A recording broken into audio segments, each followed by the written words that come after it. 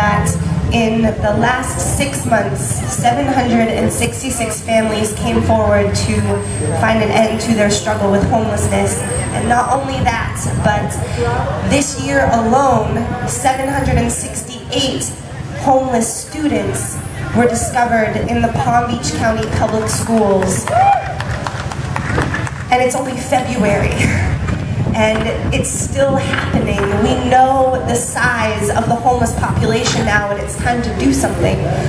What I do is I write to express myself, to feel, and to interact with others. So I'm going to share a piece that I wrote for you all, and it's called Quicksand.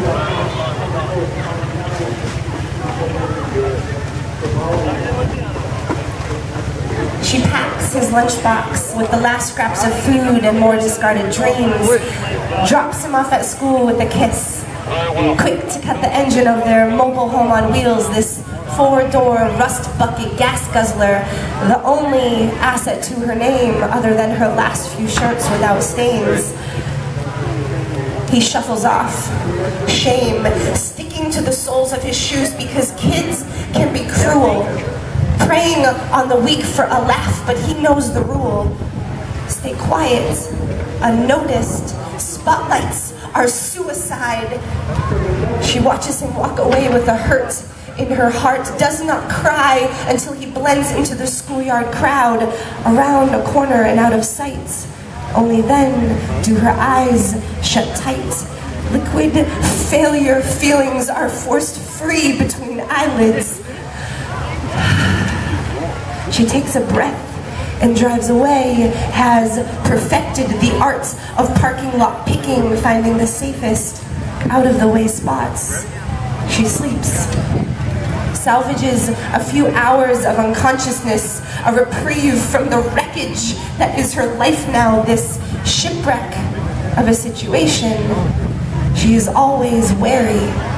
Daylight is dangerous, but nighttime is never ending. Trapped in their cage of a car, a fragile facade in the face of hungry sharks, and they hunt her.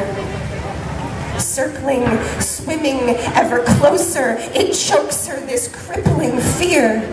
Between criminals and cops, the terror that her child will disappear. She stares out the window at a cold, concrete coffin illuminated by streetlights. An inescapable fate.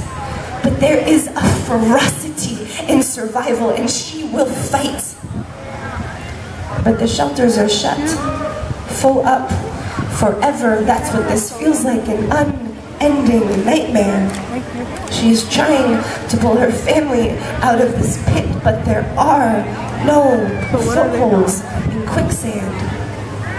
At work, she keeps her head down, makes just enough to keep the car in motion and empty stomachs at bay, barely enough hours available for everyone, but the whispers of layoffs keep complainers quiet.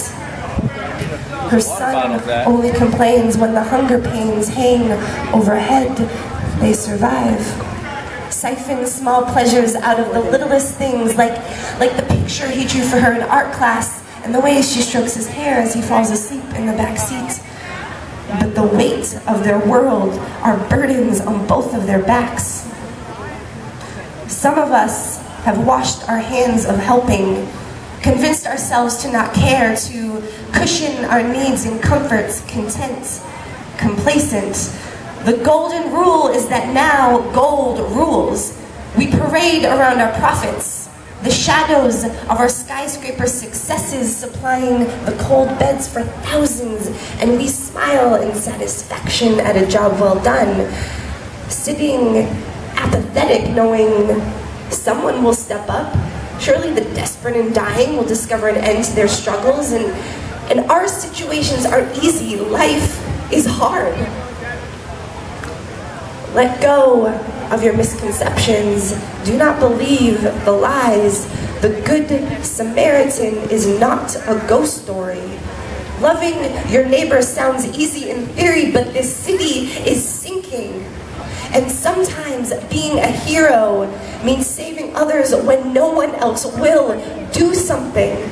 One family at a time. Who will be brave enough Will you? Thank you.